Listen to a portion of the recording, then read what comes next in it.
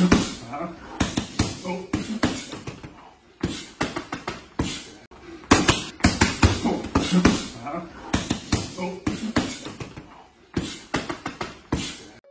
it's the Empire, Geoboxing Empire, Boxing. Now, man, you guys see the footage. My boy Deontay Wilder, man, looking left hand heavy, man. Now, you guys see my boy Wilder, man, dipping under hooks, throwing a 1-2, getting low, fighting real small, and this is a really big deal, man, because Deontay Wilder, you know, he is shorter than Tyson Fury. He's a smaller fighter than Tyson Fury. Tyson Fury is taller than him. He has a longer reach than him, and he moves better than Deontay Wilder as far as boxing goes. I think Deontay Wilder is quicker than Tyson Fury, but as far as boxing movement goes, Tyson Fury has better movement because he's a pure boxer. He's not known for power or anything like that. So that being said, man, Deontay Wilder, man, you know, this is going to be a different kind of fight, man. This is going to be a fight where Deontay Wilder is using a head movement. He's using his left hand most of the time. He's going to the body. He's prepared to fight Tyson Fury in a dogfight, man. This next fight is going to be a dogfight.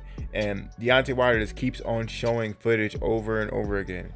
And with Malik Scott, it just shows how great Malik Scott is as a trainer. Because understand that, you know, Mark Breland, the guy who trained Deontay Wilder, his last trainer, who had a falling out with him, right? He was saying how Deontay Wilder was cocky, how he wasn't learning anything, he wanted to do things his way, and all this time, Mark Breland was just a trash trainer. Because when you look at Deontay Wilder, you seen the technique in his left hook to the body. That was perfect technique. There was nothing wild about those shots. Those shots were accurate, they were well placed, and they were precise, right? So that being said, man, Deontay Wilder, we've seen his training. We've seen him training over and over again. Understand that Tyson Fury was trying to get a fight in before the arbitration was happening in December, right? He was trying to fight Ajit Kabayel, the guy who beat Derek Chisora at the time, right? In December. Didn't happen, right? And fast forward into present day, he was supposed to be fighting Deontay Wilder in August. Didn't happen. So now it's going to be scheduled to October. And, you know, I'm going to make a whole nother video about this, but Tyson Fury is delaying that as well. He's trying to use the excuse of family matters. You know, family matters. I'll get into another video to get out the fight. You know, this isn't the first time Tyson Fury's father, has said things like Tyson Fury should just retire. He should get out the sport and retire undefeated. You know, we've seen this before. We heard this before, right? This is not new. So when Tyson Fury says something like, I have family problems, you know, I mean, you've been talking about not fighting this guy for years. I mean, it's almost been a year now. It's been over a year now. You know, I remember when he went on Good Morning Britain, look it up yourself, Good Morning Britain, Tyson Fury and John Fury. The announcer was asking him, man, now that he beat Deontay Wilder, what's next? John Fury said retirement. And then they looked at him like, what do you mean retirement? You haven't done anything yet. You just beat the guy. You have to defend your title. And he's like, yeah, man, retire. You mean to retire? And they were shocked. They were shocked. And I'm still shocked as well, man. You know, this idea that Tyson Fury is delaying this. And if it doesn't happen in October, I mean, that's 2 years. That's insane. With that being said, man, understand that, you know, at the highest level, this isn't the 60s, man. In my opinion, those fighters back in the day weren't as elusive as the fighters now. I'm going to give you some pretty easy examples, right? Anthony Joshua, when he lost to Andy Ruiz. Anthony Joshua was just a power puncher. Had no stamina, threw a combination. I remember he was beating Anthony Klitschko. He threw a combination, and he tried to stop Klitschko, and he got tired for like 2 rounds straight, right? Now, when he lost to Andy Ruiz, he trained his stamina, and this guy was dancing for 12 rounds. He's completely changed his style, right? Tyson Fury even. We'll even say him, even though I'm trashing on this video, but whatever, right? He was boxing Deontay Wilder. But even in the second fight with Deontay Wilder, guess what? He came forward, and he had a whole different kind of style with Deontay Wilder. Now it's Deontay Wilder's time to show how he is, and he was just known as a power puncher. Now, is he going to turn into a pure boxer? you know, because his power is still always going to be there.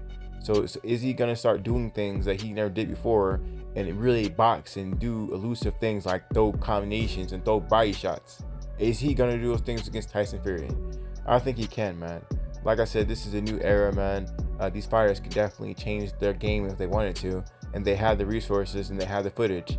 It's not like it's crazy, because all these things that people were saying to do to these fighters finally do when they take the L.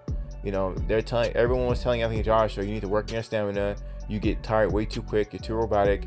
And then he had to take an L to Andy Ruiz to finally address what everyone's been saying the whole time.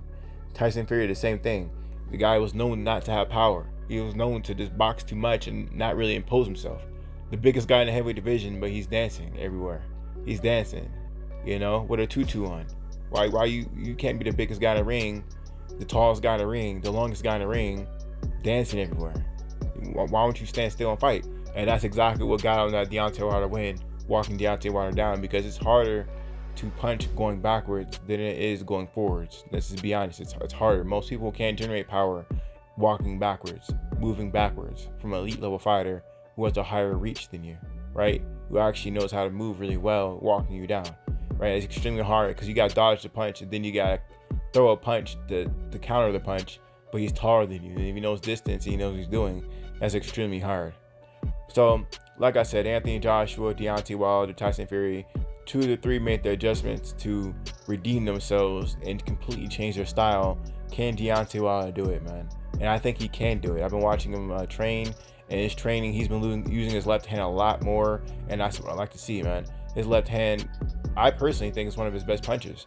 You know, he has an underrated left hand. Look what he did to Chris Ayala. He beat him with one hand. He was jabbing him, left hooking him, and they stopped the fight because he was beating him with one hand. In that Chris Ayala fight, he had a torn bicep. I think his bicep popped or something like that, right? So Deontay Wilder is really strong. You know, in hindsight, when you look back at these fights that Deontay Wilder have, who are all these fighters are quote-unquote bums, these fighters then go into their career, and these fighters have amazing feats, right? Chris Ayala, we've seen what he did when he fought Andy Ruiz. He dropped Andy Ruiz, right? He was wobbling Andy Ruiz. He was giving him the toughest fight of his career, outside of a loss to Joseph Parker and Anthony Joshua. Outside those losses, Andy Ruiz is Chris Ayala is the toughest fight for Andy Ruiz that he won. That was the toughest fight that he won, for sure. You know. So that being said, man, yeah, man, Deontay Wilder, left hand was always good. He just didn't believe in it. He didn't train for it, and he already has the right hand. He needs to train other aspects of his game, and Malik Scott's right for that. You know, it's rare in boxing that you take a one-handed fighter and then you make him two-handed. Deontay Wilder has always been a headhunter, and finally he's throwing body shots.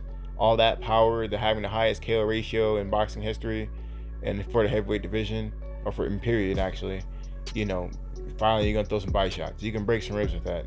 You know, I mean, I wouldn't be shocked if someone gets some internal bleeding or something like that from Deontay Wilder's power shots. You know, Deontay Wilder, this thing is personal for him. Understand that he was on the verge of making history. He was so close to that Marco Graziano record, with breaking the 50-0 record, that, you know, he took that from Wilder. And Wilder has a vengeance to make. These days in boxing, the 50-0 record is such a big deal. Being undefeated is such a big deal, thanks to Floyd Money Mayweather. That perfect record, the perfect record that no one could say you're better than them because you never lost. Took that away from Wilder, man. The guy is coming with vengeance. He sustained some injuries as well. You know, he talks about the dent in his head, and, you know, I mean, retribution, man. It's all about retribution, retaliation, and he wants it back in blood. You know, this is a different kind of fighter. You know, I was trying to say a long time ago that Deontay Wilder, he's the kind of guy who you think he hits hard, but he hasn't reached his peak yet. You know, I've seen him lifting weights, and I guess he maxed out higher than he ever maxed out before, and he was like really excited and screaming about it. The guy is trying to hit harder. He is hitting harder because he's maxing out harder now. You know, his physical capabilities hasn't peaked out. You look at his body, he has a lot of room to fill up, and it's not just his frame, it's his technique as well. You know, Deontay Wilder is really raw in his abilities. You know, it's like an animal instinct. He's just raw with his movements. But now they're going to be tamed. They're going to be controlled and honed. And Malik Scott's definitely the guy to do it. But anyway, let me know how you guys feel about Deontay Wilder and his left hook, man, and his left hand heavy approach. You know, he's definitely using the left hand a lot more, utilizing it more, and he's not worried about the right hand anymore. And that's really good for Deontay Wilder, man. That's exactly what he needs. This is the beginning of the rebirth of Deontay Wilder. Just like Tyson Fury had his rebirth in the second fight with doing a whole different kind of style. Same thing with Anthony Joshua when he did to Andy Ruiz. You know, I personally think that the fighters of this name, Tyson Fury and Anthony Joshua, they were better after they almost got stopped, right? Tyson Fury should have lost the fight the first time. That was a long count. He should have lost to Deontay Wilder the first time, but he looked better walking Deontay Wilder down. That's more Deontay Wilder's kryptonite. Anthony Joshua, the same thing. His thing is stamina and moving around the ring. He looked great in Andy Ruiz's two-fight fight. So a lot of people don't like it, the fact that he didn't knock him out, but I thought that was the best Anthony Joshua ever looked in his career. Deontay Wilder, I think this next fight is going to be the best he ever looks in his career. It's going to be big, man. All the questions will be answered soon. We're going to see how this whole thing plays out. But let me know how you guys feel about it, though. Like, comment, subscribe. It's the Empire. Geobus Empire. Peace. Geobus Empire. Peace.